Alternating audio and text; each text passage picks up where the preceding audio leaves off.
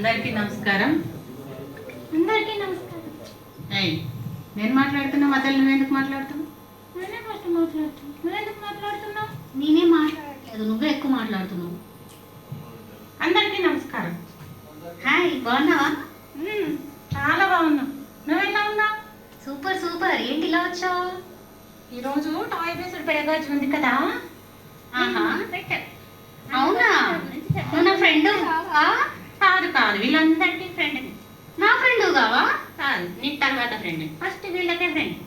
Okay, అయితే అందరికి hi చెప్పు. Hi hi, I love you. This is rod.